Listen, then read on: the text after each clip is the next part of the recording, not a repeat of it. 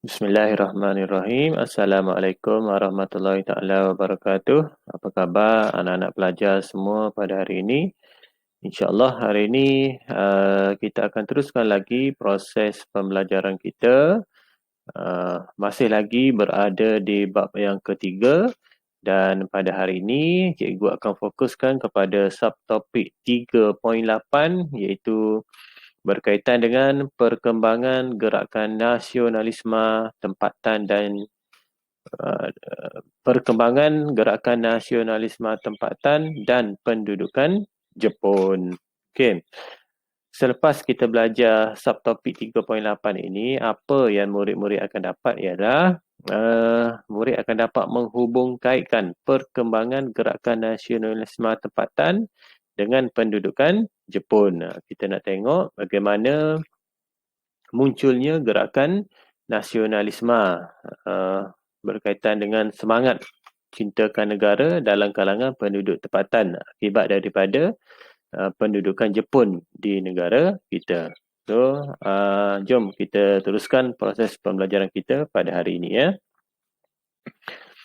Baik, kita nak tengok munculnya perkembangan semangat anti penjajah. Pendudukan Jepun di negara kita berlaku ketika munculnya, sudah adanya bibit-bibit kesedaran kebangsaan ataupun kesedaran nasionalisme dalam kalangan penduduk tempatan, iaitu sudah timbulnya kesedaran dalam kalangan penduduk tempatan untuk menentang penjajah pada masa tersebut. Dan ketika kedatangan Jepun itu, negara kita dijajah oleh negara Eropah iaitu negara British. Dan apabila tentera Jepun datang ke negara kita, tentera Jepun menggunakan slogan iaitu slogan semangat Asia dan Asia untuk orang Asia.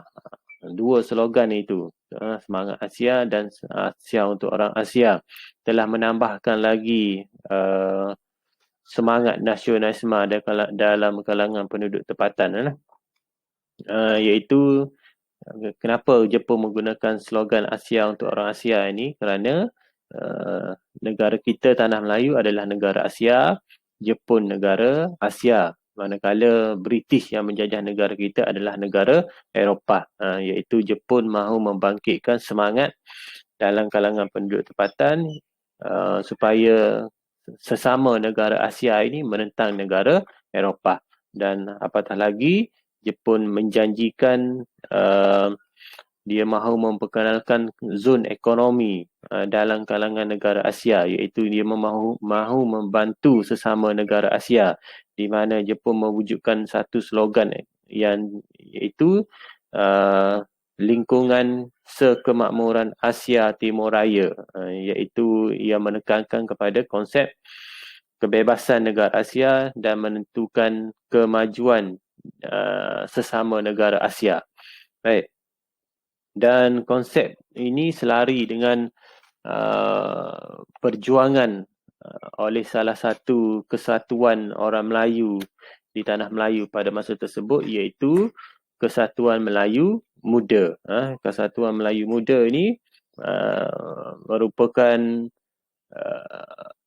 salah satu persatuan orang Melayu yang bertujuan untuk meningkatkan semangat nasionalisme dalam kalangan penduduk Tanah Melayu lah. Dan kedatangan Jepun itu selari dengan konsep perjuangan oleh KMM, Kesatuan Melayu Muda. Sebab itu KMM dia telah bekerjasama dengan Jepun ketika Jepun datang menjajah Tanah Melayu lah, dengan harapan supaya Jepun membantu Tanah Melayu untuk mencapai kemerdekaan. Dan tentera Jepun dengan kerjasama KMM tadi telah berjaya mengalahkan British, dan perkara tersebut telah menyedarkan penduduk Tanah Melayu, menyedarkan penduduk tempatan bahawa negara Asia juga mampu mengalahkan negara Eropah yang dianggap sebagai kuasa besar. Kalau dulu kita orang-orang Melayu penduduk tempatan ini sentiasa menganggap bahawa negara Eropah negara Eropah itu adalah negara berkuasa besar, manakala negara Asia ni negara lemah lah. Tapi kejayaan Jepun, negara Asia mengalahkan British, negara Eropah yang berkuasa besar itu, telah menimbulkan satu kesedaran, telah menimbulkan satu semangat dalam kalangan penduduk tempatan bahawa orang Asia juga mampu berjaya dengan mengalahkan kuasa-kuasa besar. Baik, seterusnya kita tengok perjuangan menuntut kemerdekaan dalam kalangan orang Melayu lah. Baik, selepas tentera Jepun berjaya menguasai negara kita, mengalahkan British, apa yang Jepun buat? Jepun dia telah membebaskan pemimpin-pemimpin nasionalisme Melayu, iaitu ahli KMM yang telah ditangkap dan dipenjarakan oleh British semasa penjajahan British. Okay. Dan kenapa British membebaskan tahanan Melayu ni? Kerana British sebenarnya mahu mendapatkan sokongan daripada kalangan masyarakat tempatan. Okey. Tetapi selepas suatu ketika penduduk tanah Melayu ni sebenarnya dia mengharapkan kemerdekaan daripada tentera Jepun. Sebab itu KMM memberikan bantuan kepada tentera Jepun. Tetapi Jepun selepas dia berjaya menguasai tanah Melayu, Jepun tidak memberikan kemerdekaan kepada tanah Melayu. Bahkan Jepun telah membubarkan KMM. Sedangkan KMM lah yang membantu Jepun mengalahkan tentera British. Tapi Jepun telah membubarkan KMM. Kenapa Jepun membubarkan KMM? Kerana pemimpin-pemimpin dalam KMM ini dia berjuang untuk menuntut kemerdekaan daripada tentera Jepun lah. Kerana salah satu janji tentera Jepun sebenarnya dia mahu memerdekakan tanah Melayu. Tapi Jepun tidak melaksanakan janji tersebut lah.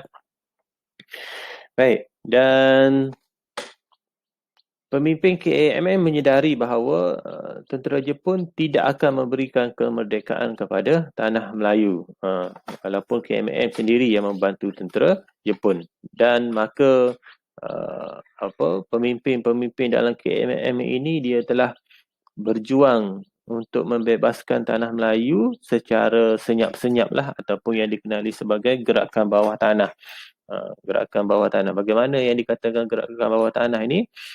Pemimpin KMM ni dia menunjukkan dasar berbuat baik dengan tentera Jepun lah, tetapi pada masa yang sama mereka berjuang untuk membebaskan tanah Melayu daripada penjajahan tentera Jepun. Terdapat dua pertubuhan yang ditubuhkan untuk tujuan kemerdekaan inilah. Yang pertama adalah Gyugan, ataupun pasukan pembela tanah air, yang diketuai oleh Ibrahim Haji Yaakob sebagai Lieutenant Colonel. Pasukan ini adalah pasukan yang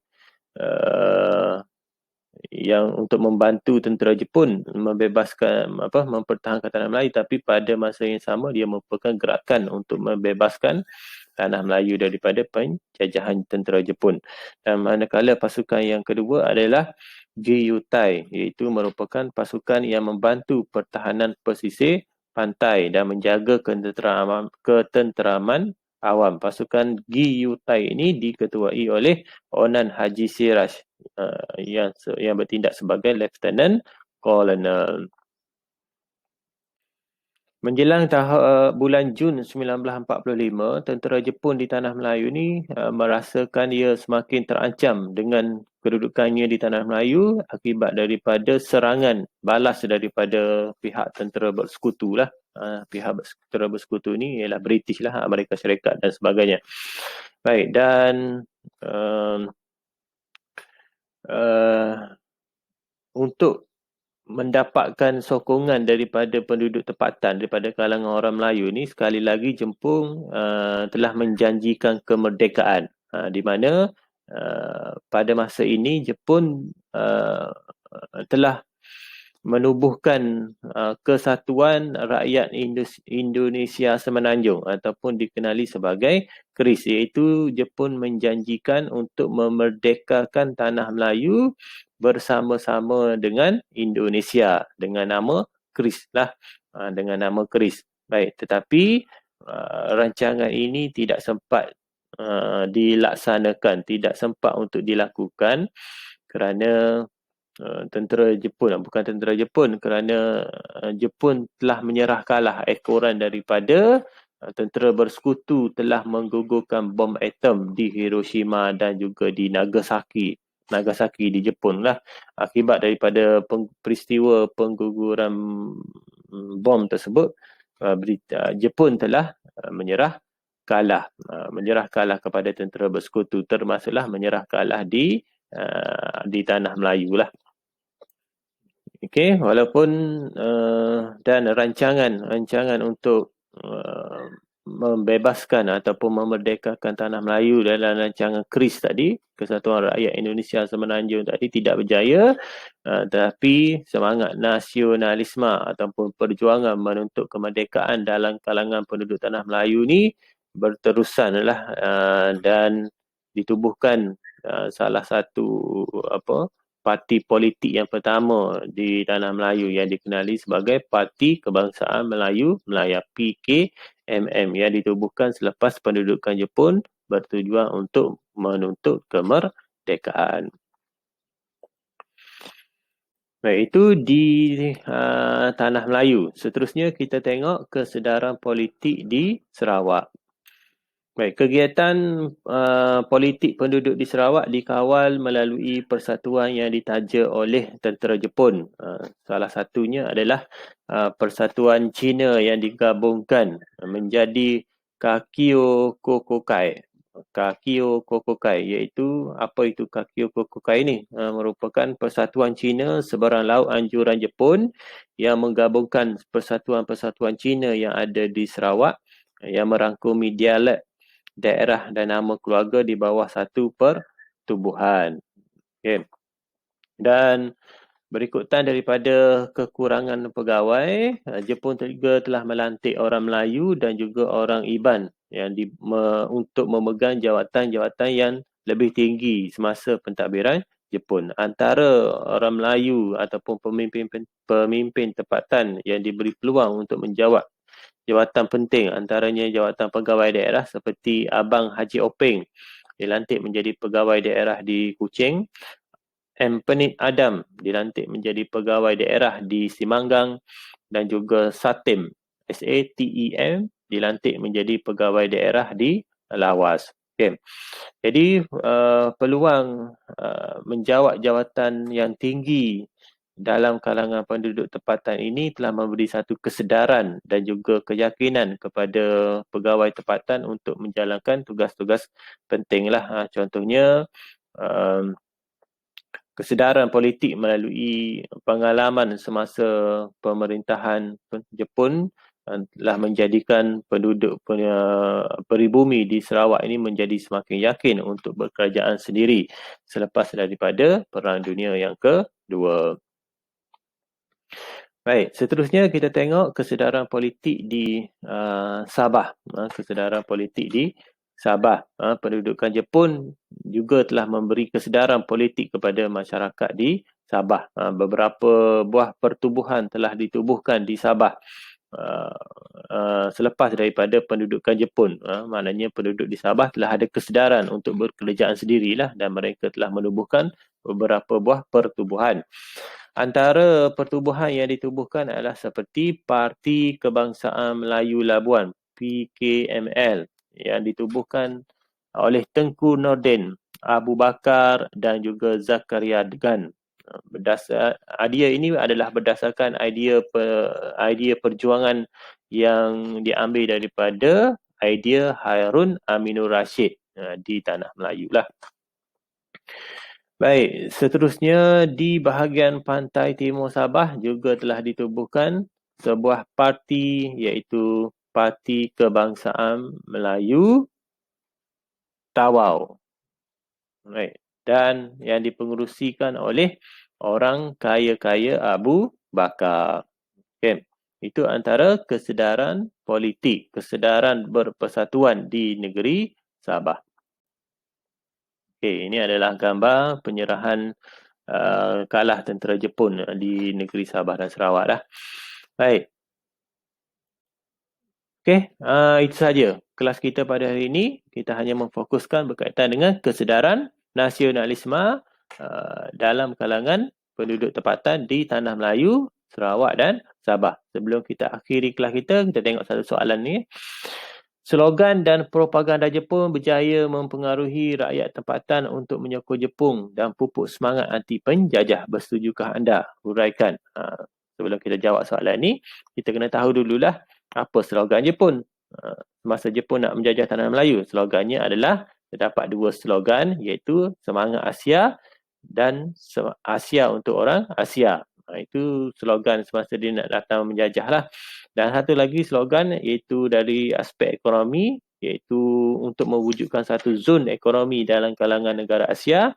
Jepun telah memperkenalkan slogan lingkungan sekemakmuran Asia Timur Raya, iaitu dia mahu mewujudkan satu zon ekonomi dalam kalangan penduduk tempatan.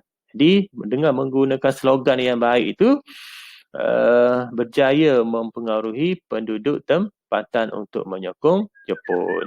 Okay. Dan kalau kita tengok kat sini pun, kita tengok gambar ni, gambar dalam ni, ini tentera Jepun. Tentera Jepun dia membantu penduduk Tanah Melayu. Penduduk Tanah Melayu ni jatuh dan mereka dibantu oleh tentera Jepun. Sebab itu kedatangan Jepun ke Tanah Melayu seolah-olah mereka bukan sebagai penjajah. Seolah-olah mereka adalah pembela kepada orang Melayu lah, sebagai pembela orang Melayu. Tapi sebenarnya bukan begitu. Kita telah belajar yang bab sebelum ini iaitu Jepun datang ke Tanah Melayu disebabkan oleh beberapa faktor lah. Faktornya salah satunya adalah untuk mendapatkan bahan mentah. Okay. So itu saja kelas kita untuk hari ini. Sampai di sini saja. Terima kasih. Assalamualaikum warahmatullahi taala wabarakatuh.